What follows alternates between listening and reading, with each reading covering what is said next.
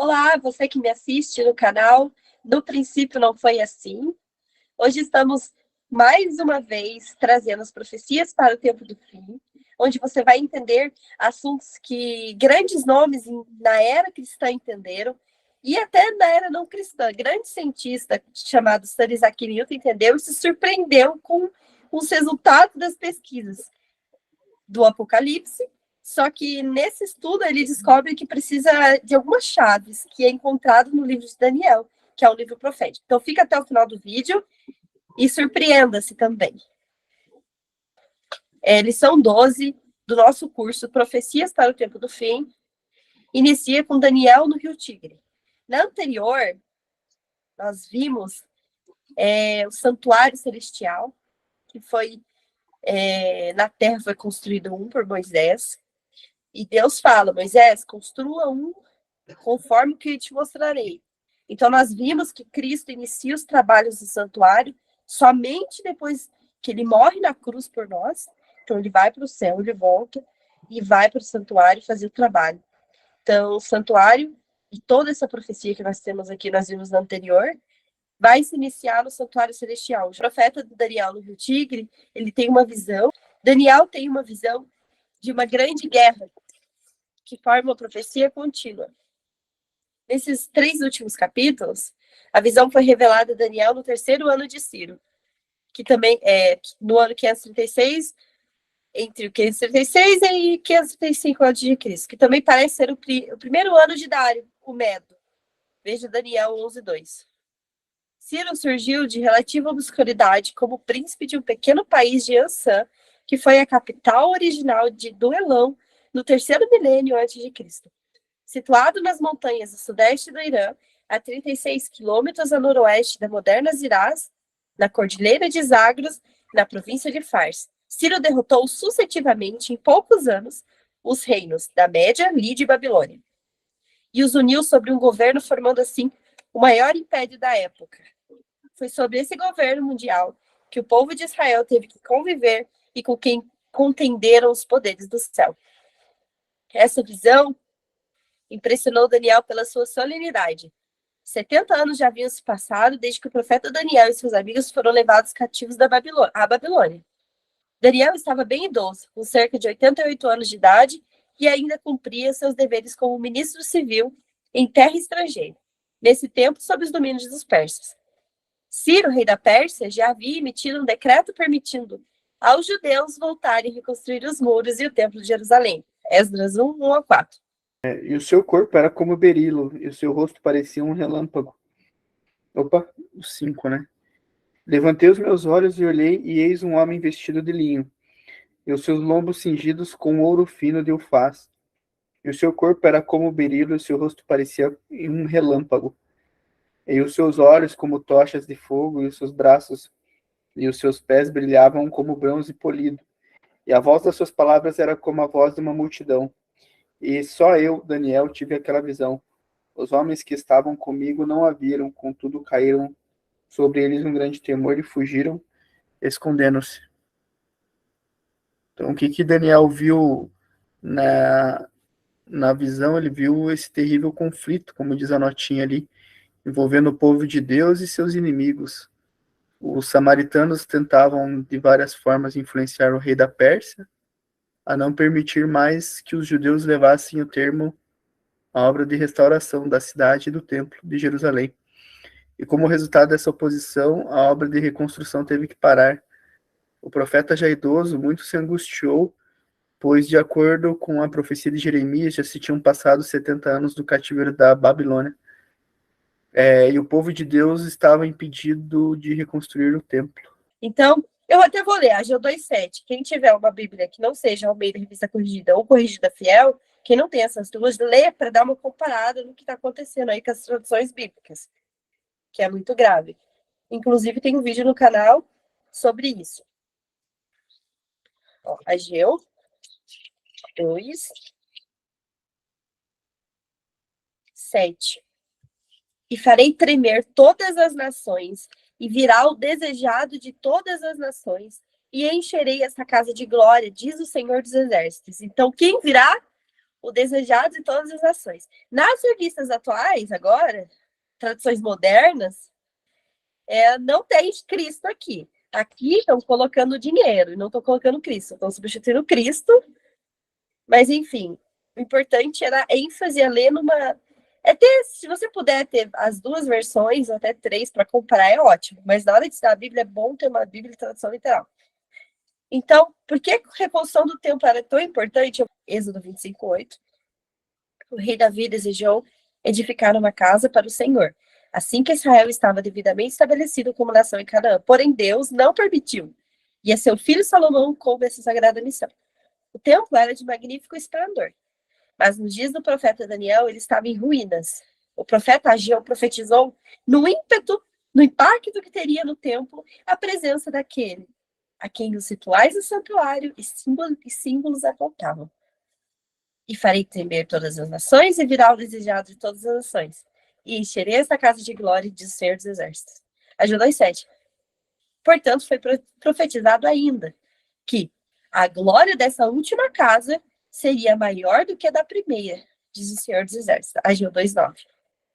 10, 2, 3 e o 12.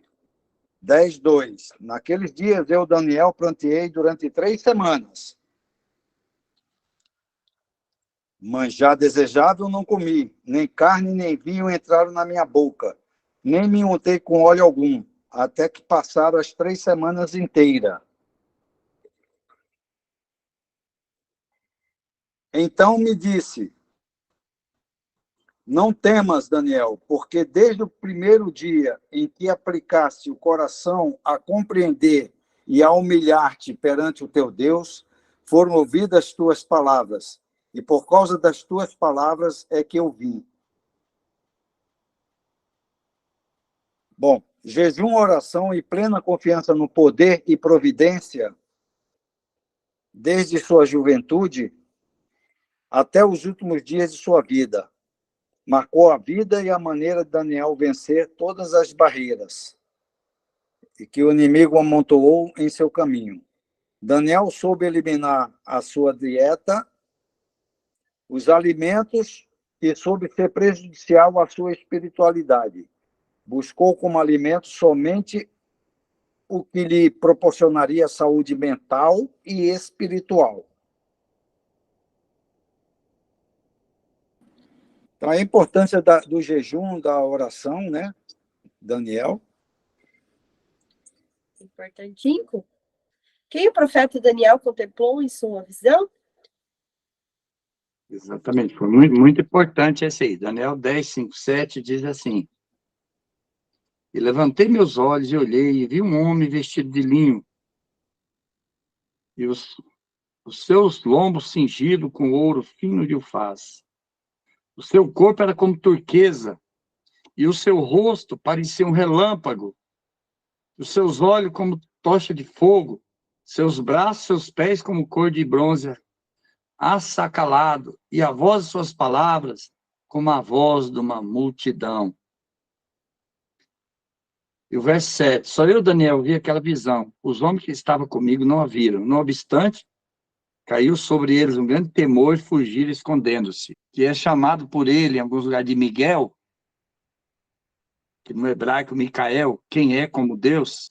E nessa visão, ele fala dos olhos dele, o corpo como turquesa, o rosto parecia um relâmpago.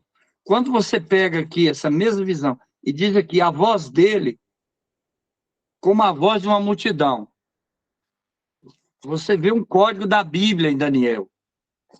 Quando nós vamos aqui para Apocalipse 1, a mesma visão que Daniel tem de Jesus em glória, em sua divindade plena, é a mesma visão que João tem. Olha que interessante. Então, você vai ver que ele troca as palavras. Ó. Em meio dos 7 castiçais, um semelhante ao homem vestido de linho, está em Apocalipse 1, 13 e 14. Aos pés de um vestido comprido, cingido aos peitos com um cinto de ouro. Em Daniel aqui fala que ele também está com o cinto de ouro. Diz aqui, olha, um cingido com ouro fino, a mesma visão. E diz assim, sua cabeça e cabelo branco como a lã, como neve, olho como chama de fogo. Daniel fala que o olho dele é como um relâmpago, é como tocha de fogo, né? O rosto como relâmpago, o olho como tocha de fogo. Os pés semelhante a latão reluzente. Daniel diz, né, que os pés dele eram como cor de bronze. Latão reluzente, bronze, é mesmo.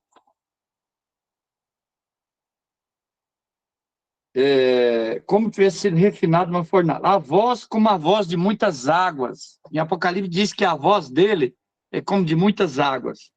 Em Daniel 10:7, Daniel 10:6, diz que a voz dele é como de uma multidão. Então, água, pessoal, na profecia quer dizer povos, pessoas, multidão.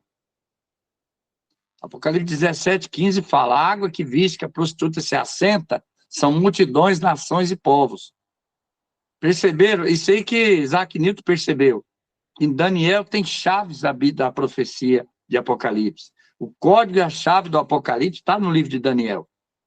Você que está nos acompanhando hoje, que entrou pelo YouTube vendo esse vídeo, estamos aqui vendo o capítulo 10 de Daniel, das profecias de Daniel. Assim como Isaac Newton, no seu livro, publicado em 1733, Profecias do Apocalipse, o livro de Daniel, Raiz e Código da Bíblia, assim como ele entendeu chaves da profecia, o significado dos símbolos, qual o significado? Então, Isaac Newton trouxe muito isso. Muita coisa ele não compreendeu, mas ele compreendeu algumas chaves, significado de profecias. Por exemplo, o chifre pequeno, ele entendeu que era a igreja de Roma. Um dia na profecia, está aqui no livro, ele diz assim, simboliza ano, um ano, e assim por diante. Né? Os 4 generais do terceiro animal, de Daniel, de capítulo 7, simbolizando os 4 generais que sucederam Alexandre, enfim. Então, você está tendo o privilégio de, junto conosco, compreender as raízes do código da Bíblia, do livro de Daniel, que abre a profecia do Apocalipse. Os mesmos, lembrando que os 4 animais dos 4 reinos de Daniel são a estrutura da besta que sobe do mar, de Apocalipse 13. Então, tem um significado muito grande, principalmente no que se refere à religião daqueles 4 reinos, daqueles 3 reinos. Dos 4, né? Babilônia, Medo-Persa, Grécia e Roma. A religião daqueles reinos, ele passou para o cristianismo. Práticas culturais que eram pagãs, que passaram para o cristianismo e muitas vezes está dentro do protestantismo, porque muitas vezes não saíram limpo de Roma. O profeta Daniel e o apóstolo João, na ilha de Patmos, tiveram a visão da mesma pessoa, que foi o Senhor Jesus Cristo. Daniel, capítulo 10, versículos 5 ao 7. Diz assim: E levantei os meus olhos e olhei, e vi um homem vestido de linho, e os seus lombos cingidos com ouro fino de Ufaz. E o seu corpo era como turquesa, e o seu rosto parecia um relâmpago, e os seus olhos como tochas de fogo, e os seus braços e os seus pés como cor de bronze açacalado. E a voz das suas palavras como a voz de uma multidão. E só eu, Daniel, vi aquela visão. Os homens que estavam comigo não a viram. Não obstante, caiu sobre eles um grande temor e fugiram escondendo-se. Versículo 13. Mas o príncipe do reino da Pérsia se pôs defronte de mim 21 dias, e eis que Miguel, um dos primeiros príncipes, veio para ajudar-me, e eu fiquei ali com os reis da Pérsia. E o 21. Mas eu te declararei o que está escrito na Escritura da verdade. E ninguém há que se esforce comigo contra aqueles que, a não ser Miguel, vosso príncipe. Agora Apocalipse, capítulo 1, versículos 13 ao 16. E no meio dos 7 castiçais, um semelhante ao filho do homem, vestido até os pés de uma veste comprida, e cingido pelo peito com um cinto de couro. E a sua cabeça e cabelos eram brancos como lã branca, como a neve, e os olhos, como chama de fogo. E os seus pés, semelhantes a latão reluzente, como se tivesse sido refinado numa fornalha, e a sua voz como a voz de muitas águas. E ele tinha na sua destra 7 estrelas, e da sua boca saía uma aguda espada de 2 fios, e o seu rosto era como o sol, quando na sua força resplandece. Agora capítulo 12, 7 ao 9. E houve batalha no céu. Miguel e os seus anjos batalhavam contra o dragão e batalhavam o dragão e os seus anjos. Mas não prevaleceram, nem mais o seu lugar se achou nos céus. E foi precipitado o grande dragão, a antiga serpente, chamado o Diabo e Satanás, que engana todo mundo. Ele foi precipitado na terra, e os seus anjos foram lançados com ele.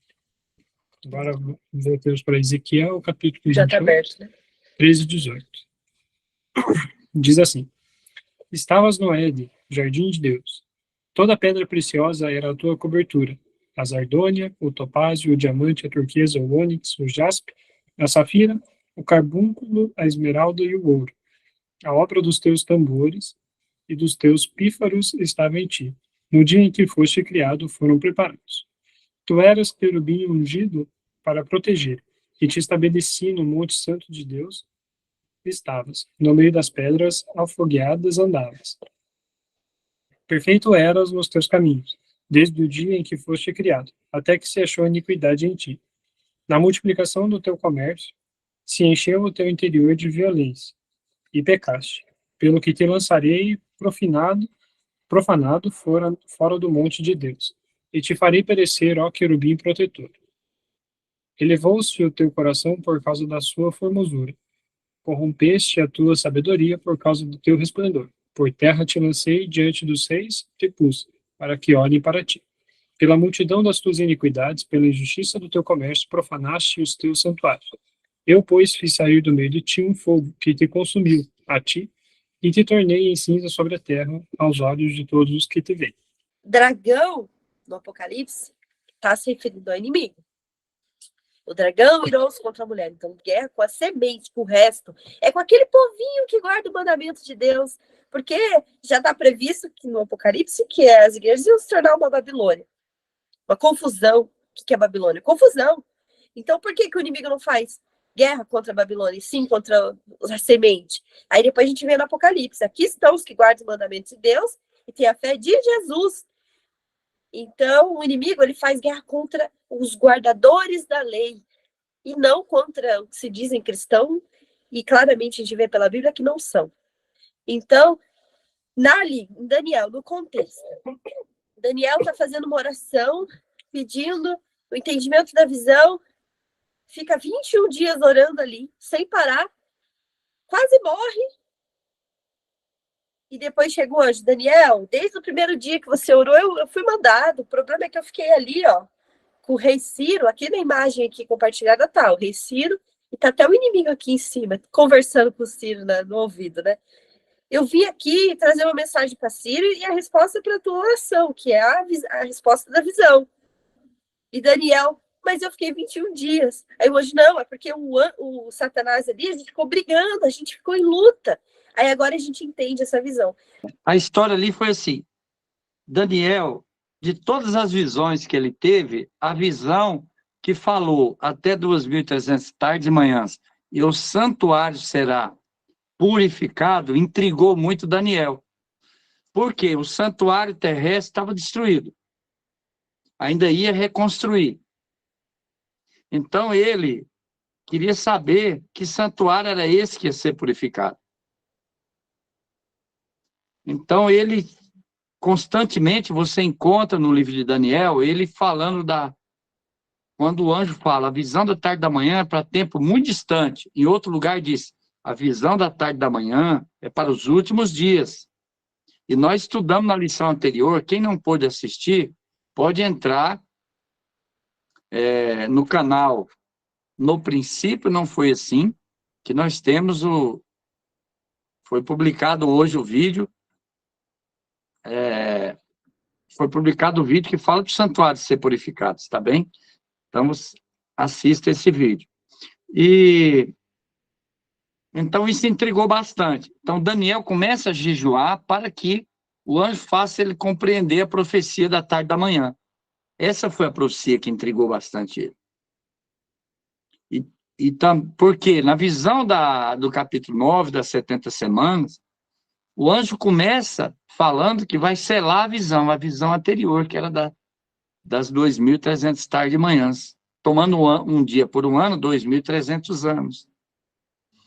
Então Daniel começa a orar e jejuar, e o anjo demora 21 dias para chegar com a resposta para Daniel. Aí o anjo fala, olha, não temas, tu é muito amado. Desde o primeiro dia que você orou, eu vim para te fazer entender. Mas o príncipe do rei da Pérsia, então ele me reteve 21 dias. O que podemos compreender aqui? Quando Gabriel vem do céu, desde o primeiro dia, para trazer a compreensão da visão da tarde e da manhã para Daniel, ele traz da parte de Deus, da parte de Miguel, duas missões. Uma é que Ciro, o rei da Pérsia, ele era Ciro, tá? Que ele decretasse, fizesse aquele decreto para o retorno do povo de Deus. E o que aconteceu? Ele demorou, por quê? Porque acima de Ciro, que era pagão, quem eram os deuses de Ciro? Os deuses pagãos. Estava Satanás. Então, imagina você, Gabriel de um lado, ele vem com duas missões. Ele vem na mais importante para ele, é que Ciro decrete o retorno do povo de Deus, assina a lei. Então, ele vem Ciro primeiro. Só que o anjo do Senhor está ao redor daqueles que o temem. Como Ciro não era do povo de Deus, então o anjo do Senhor está de redor. Quem está ao redor do ímpio? Quem está em volta do ímpio? É o inimigo. O inimigo. Quem está ao redor do povo de Deus? É o anjo de Deus. Quem está ao redor do povo de Deus? Ao derredor, a uma certa distância, é o inimigo. Então, teve uma luta espiritual entre Gabriel e o inimigo, para Gabriel, inspirando Ciro a assinar o decreto, e o inimigo dizendo para Ciro não assinar o decreto para libertar o povo de Deus. Então, isso gerou um conflito, que na Terra nós não vemos esse conflito dos anjos, nós vemos um conflito na geopolítica das nações. O rei vai fazer isso, vai fazer aquilo, vai fazer alguma coisa contra o povo de Deus. Então, quando você vê um governante ele se debruçando sobre uma lei que coloca para ele assinar, que é contra o povo de Deus, tem um conflito espiritual. O anjo mau querendo que ele não assina, e o anjo de Deus querendo que ele, tudo que é a favor do povo de Deus, o anjo de Deus inspirando. Tudo que é contra o povo de Deus, o anjo mau inspirando. Perceberam um conflito cósmico ali, nos lugares celestiais? E isso reteve. Chegou num ponto que Gabriel falou, não, está complicado, porque eu tenho que chamar Miguel. Ele chama Miguel e pede ajuda. Quando Jesus chega, 21 dias depois, aí o inimigo se afasta, aí Ciro assina o decreto. Foram 3 decretos. Foi um de Dário, um de Ciro e o outro Dário, que é Artaxerxes. Então isso gerou essa demora. Foi o período que estava Gabriel, o anjo mais poderoso do céu, em volta de Ciro para assinar o decreto. E o inimigo ali lutando para não assinar. Como o inimigo tinha mais acesso ao rei pagão, devido à vida dissoluta que os reis pagãos tinham, ficava mais difícil. Você percebe que é mais difícil para o anjo de Deus acessar o coração de uma pessoa dessa, né? É ou não é assim? Até nós, quando vai trabalhar com o evangelho, com uma pessoa que serve a Deus, é mais fácil do que uma pessoa que não serve a Deus. Então, esse trabalho tem os anjos também. E isso gerou esses 21 dias, Daniel 4 morre de jejuar. Daniel sofre. Então, era esse comentário que eu gostaria de fazer, que você perceba nesse capítulo 10 de Daniel. Fazia algum tempo que o profeta Daniel muito desejava compreender, Daniel 10, verso 12, a profecia da tarde e da manhã, Daniel 8, 26 e 27. Portanto, ele orou e jejuou, e desejava muito compreender essa profecia, que era do santuário ser purificado. Apesar dessa visão estar selada, por ter cumprimento para o último tempo, no tempo do fim, conforme Daniel 8, 19, agora o anjo Gabriel, após 21 dias de luta contra Satanás, e somente com a presença de Miguel, Cristo, pôde chegar até o quase desfalecido amado servo de Deus. O anjo lhe disse: o rei da Pérsia me reteve 21 dias. Agora eu vim fazer-te entender o que há de acontecer ao teu povo nos derradeiros dias, porque a visão é ainda para muitos dias. Daniel 10, verso 13 e 14. Então, embora alguns teólogos tentem colocar a visão das 2.300 tarde de manhã para o tempo pouco depois de Daniel, para o tempo do Império Grego, isso aqui contraria o que Isaac Newton compreendeu das raízes e códigos da Bíblia. Era convencer. Ele estava de frente, ele veio com a missão, nesse tempo aqui, foi o tempo que Ciro assinou o decreto para libertar o povo de Deus. Então, coincidiu com a oração de Daniel. Eu quero entender a visão da tarde e da manhã. E tanto a visão da tarde e da manhã era muito importante, porque se estendia até os últimos dias, ela se estende até os últimos dias, ela se refere ao juízo final. Então, não era interessante para Satanás deixar que Daniel convencesse Ciro. Pode ver que ele ficou preso 21 dias. Não é convencendo Ciro a assinar o decreto. A gente compreende bem que era uma missão dupla.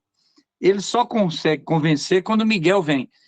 E você pode ver, irmão, que esse anjo Gabriel, a missão de levar o nascimento de Cristo, quem foi que levou? Foi Gabriel.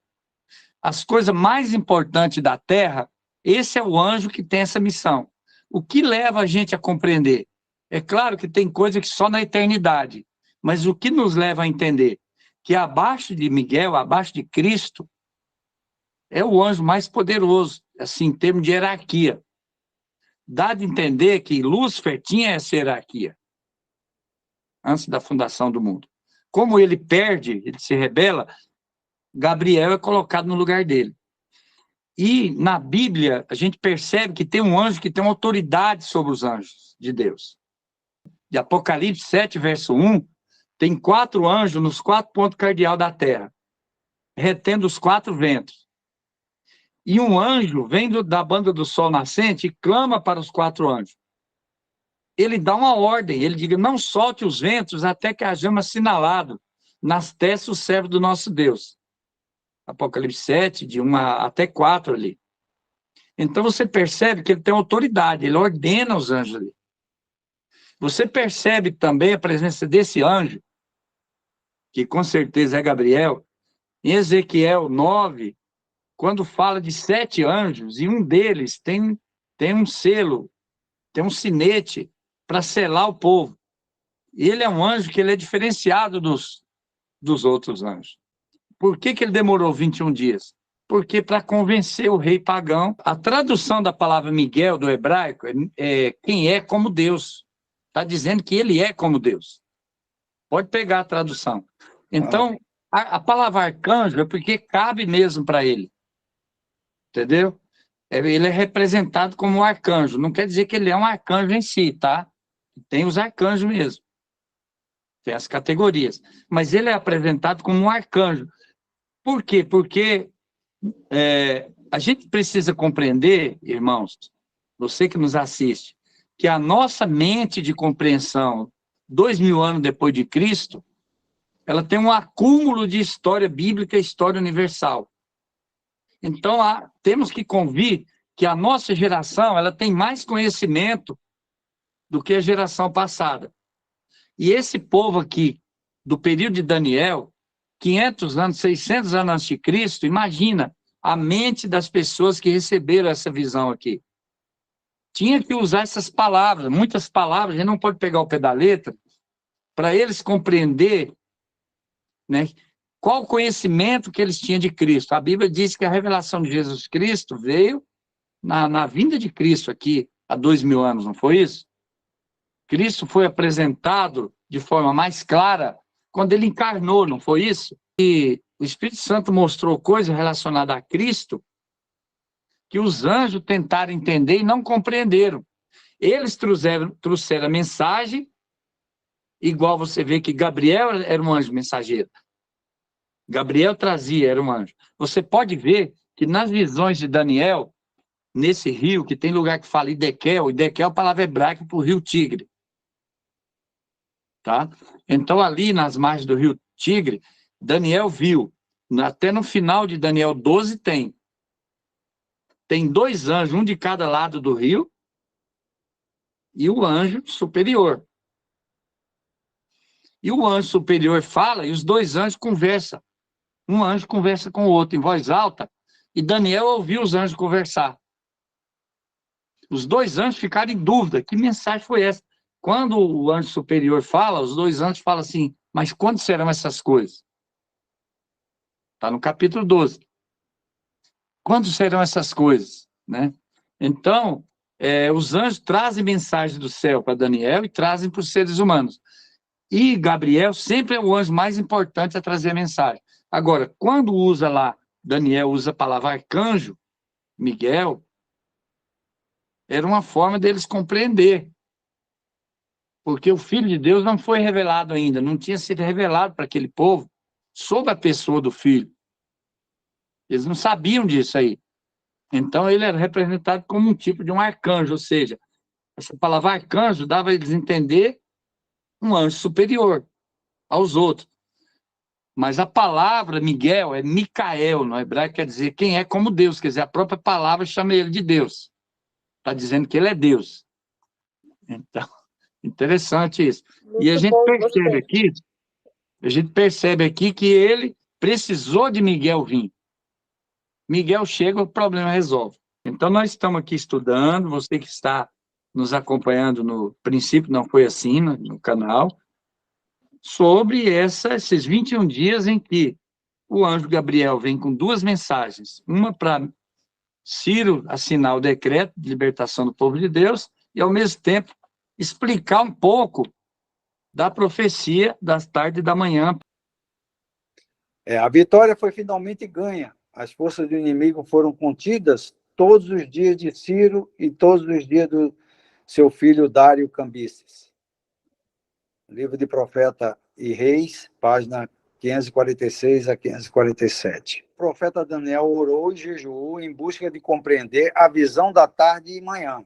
Daniel 8, 26, 27. E, ao mesmo tempo que o retorno do povo de Deus do cativeiro e a restauração do santuário fosse levado a efeito com sucesso. Em resposta à oração do profeta Daniel, o Senhor Jesus veio pessoalmente operar em conjunto com o anjo Gabriel e seu servo Daniel. O Senhor Jesus veio cumprir os simbolismos dos rituais do santuário e trouxe salvação para todo aquele que crê. Romanos 1,16. Muita gente viu Jesus lá no passado em forma de um arcanjo, né? Em forma de uma pessoa, né? Ele não podia vir em glória, e ele veio contribuir para que o santuário, para que a nação retornasse ao cativeiro e o templo fosse reconstruído. E agora, e na vinda dele em carne para cumprir todo o simbolismo do santuário terrestre. Por fim, ele pôs fim aos rituais do santuário terrestre, com suas cerimônias, e a lei que regulamentava, aquela lei que regulamentava os rituais também, com os feriados anuais, os 7 feriados anuais, chamados de sábados, né? As luas novas e comida e bebida. É sempre assim, a religião verdadeira contra a falsa religião. Então, assim, que Deus te abençoe, que você compreenda que um conflito, muitas vezes, na geopolítica, entre os reis da Terra, existe um conflito cósmico, espiritual, entre o anjo Gabriel, os anjos de Deus e os anjos maus, para que os propósitos de Deus para com seu povo não sejam cumpridos. Mas a verdade sempre triunfa.